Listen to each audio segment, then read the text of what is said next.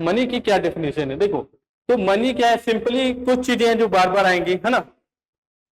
तो अप्रूव्ड अगर ऐसी चीजें हैं, है ना, जिसके पास जिसमें स्टोर वैल्यू, यानी कि मैं बोलूं तो बार्टर सिस्टम में जितनी लिमिटेशंस हैं, है ना, उन सब चीजों को हटाने वाली कोई चीज आ जाए तो वो मनी है ना।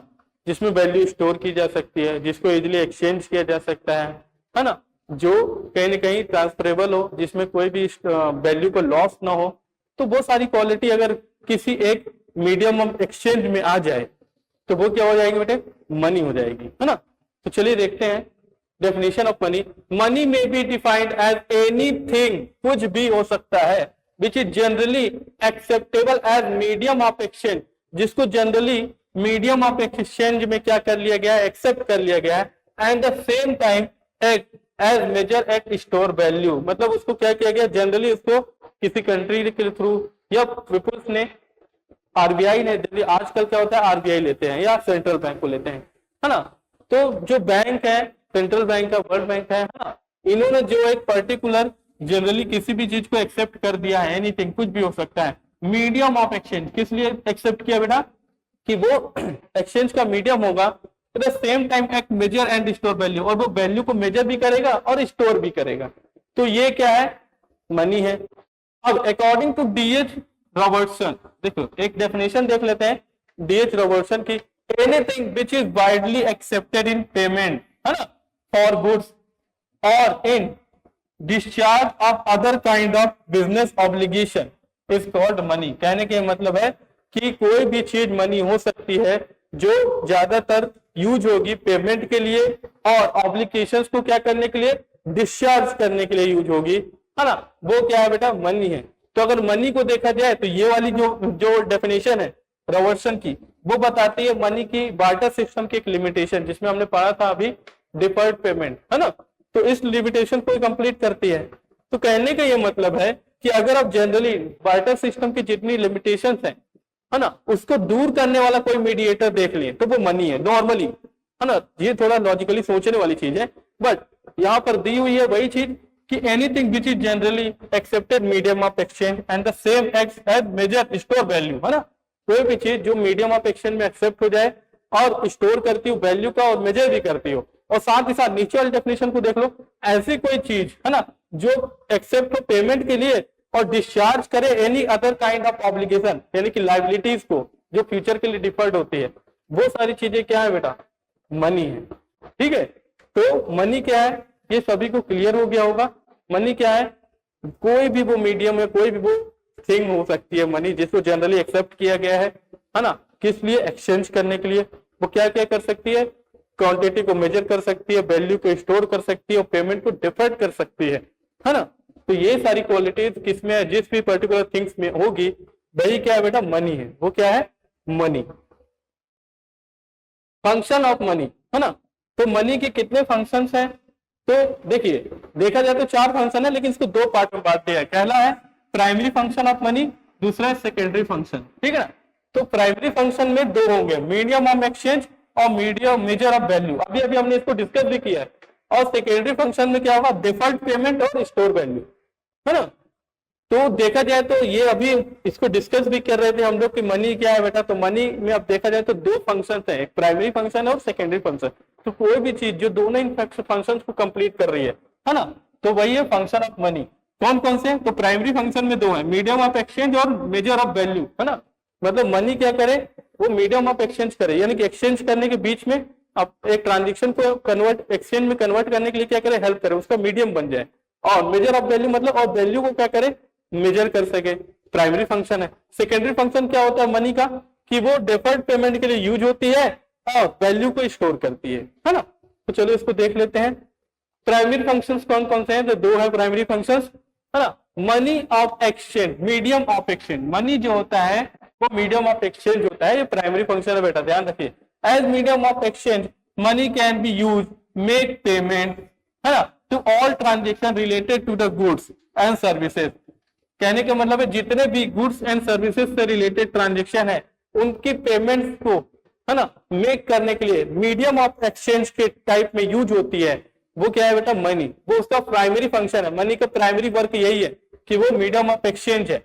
It is most important function of money as money universally accepted, है ना। और मनी क्या होती है, मनी जो होती है वो मीडियम ऑफ एक्सचेंज तो है लेकिन यूनिवर्सली एक्सेप्टेड है ना। Therefore all exchange take in place of term of money. तो मनी कहीं ना कहीं क्या है, उसका प्राइमरी फंक्शन क्या है, मीडियम ऑफ एक्सचेंज, है ना। ट्रांजेक्शन के एक ट्रांजेक्शन को कन्वर्ट करने के लिए या बॉन्ड्स को सेटिस्फाइड करने के लिए जो मीडियम बन रहा है किसका बेटा, कंसीडरेशन को एक्सचेंज करने का, वो मनी है। तो मीडियम ऑफ मनी क्या है, सॉरी मीडियम ऑफ एक्सचेंज हो जाएगी, मनी का पहला प्राइमरी फंक्शन है। फिर दूसरा measure of value, as measure of value money works as a common parameter, है ना, in which value of every goods and services monetary term, measure होती है मॉनेटरी टर्म में। मनी क्या हेल्प करती है बेटा, तो मनी का एक और इंपॉर्टेंट रोल है या फंक्शन है कि वो क्या करती है, वैल्यूज को मेजर करती है। किस टर्म में मेजर करती है बेटा, तो मॉनेटरी टर्म में मेजर करती है। किस में मेजर कर लेते हैं हम इससे वैल्यूज को, मॉनेटरी टर्म में मेजर कर लेते हैं, है ना। तो ये दो जो है वो मनी के प्राइमरी फंक्शंस है ना। अब है मनी के सेकेंडरी फंक्शन। तो कौन कौन से फंक्शन है मनी का सेकेंडरी फंक्शन में, उसमें भी दो है। स्टैंडर्ड ऑफ डिफर्ड पेमेंट, है ना। स्टैंडर्ड ऑफ डिफर्ड पेमेंट का मतलब है कि मनी वो है जो इन फ्यूचर में आपने कोई पेमेंट डिफर्ड कर दी है तो उसको उससे क्या करेंगे, पे करेंगे। तो standard of deferred payment, the standard of deferred payment state that money act as standard of payment, which is to take make present or in your future. कहने के लिए अगर कोई पेमेंट आपने फ्यूचर के लिए कर दी है तो मनी ही है, उसका सेकेंडरी फंक्शन है कि मनी से आप क्या कर सकेंगे, उस पेमेंट को पे कर सकते हैं। तो मनी का सेकेंडरी फंक्शन में पहला जो है वो क्या है, स्टैंडर्ड ऑफ डिफर्ड पेमेंट, यानी कि इन फ्यूचर के अगर कोई पेमेंट आपने डिफर्ड की है तो उसको आप मनी के ट्रांजेक्शन में क्या कर सकते हैं, पे कर सकते हैं, है ना। फिर विच पेमेंट्स, है ना, money encourage such transaction facilities capital formation and economic development. देखो मनी क्या होता है, किसी भी इकोनॉमी की कैपिटल फॉर्मेशन में हेल्प करती है और इकोनॉमिक डेवलपमेंट में भी हेल्प करती है ना। तो ये सभी डिफर्ड पेमेंट का ही पार्ट है। फिर है स्टोर ऑफ वैल्यू और एसेट्स फंक्शन ऑफ मनी। मतलब मनी से क्या हो रहा है, मनी को जब आप स्टोर करोगे तो वो एसेट्स बनती जाएगी, उसकी इकोनॉमिकल वैल्यूएशन है इकोनॉमी में, है ना। तो बता रहा है money as a store value can be use to store wealth, है ना। मनी को स्टोर किया जाता है एज ए वेल्थ, है ना, जिसके पास as economical convenient way the transfer of purchase power from present to future. Store of value, देखो मनी क्या है, मनी की स्टोर वैल्यू होती है। आप मनी को जितना स्टोर करोगे तो मनी की वैल्यू कम नहीं होगी, है ना। क्या होगा, वो एज ए एसेट्स आपके पास स्टोर हो जाएगी, है ना। लेकिन बार्टर सिस्टम में क्या था, वहां पे अगर नॉन ड्यूरेबल गुड्स को देखें, ड्यूरेबल गुड्स को देखें तो उसको जब आप स्टोर करते थे तो एक टाइम के बाद वो चीज खराब हो जाती थी और उसकी वैल्यू क्या हो जाती थी, लेस हो जाती थी, डिस्ट्रॉय हो जाती थी। लेकिन मनी के साथ ऐसा नहीं है, मनी को आप स्टोर करते हैं as a use to store wealth, है ना। कहने का मतलब है मनी को आप स्टोर करते हैं किसके रूप में, वेल्थ के रूप में, और उसकी वैल्यू डिस्ट्रॉय नहीं होती, उसकी परचेस पावर ट्रांसफर होती रहती है, यानी कि बनी रहती है। तो ये भी एक सेकेंडरी फंक्शन है मनी का, है ना। अब देखते हैं क्लासिफिकेशन ऑफ मनी, ठीक है ना। आज का जो हमारा लास्ट टॉपिक है वही यही है, क्लासिफिकेशन ऑफ मनी। तो मनी को कितने टाइप में क्लासिफाई किया गया है, तो पहला है फुल बॉडीड मनी, है ना। Full bodied money refer to any unit money whose intrinsic value and face value are equal. ध्यान रखना, फुल बॉडीड मनी में जो इंट्रिंसिक वैल्यू होती है, जो उसकी बेसिक वैल्यू होती है, और जो फेस वैल्यू होती है वो क्या होती है, इक्वल होती है। तो वो क्या होती है, फुल बॉडीड मनी होती है ना। For example during the colonial period 1 rupees coin was made silver metal and its monetary value was equal to the its commodity value। मतलब कहने का मतलब है कि अगर 1 रुपए सिल्वर के मेटल पे बन रहा है तो उस समय उस सिल्वर की भी वैल्यू और उस 1 रुपए के कॉइन की वैल्यू दोनों क्या है, सेम है। तो वो क्या हो गई, फुल बॉडीड मनी है। क्यों, क्योंकि यहाँ पर इंट्रिंसिक वैल्यू और मनी वैल्यू दोनों क्या है, सेम है ना। तो वो क्या हो जाती है, फुल बॉडीड मनी हो जाती है। क्लियर बेटा।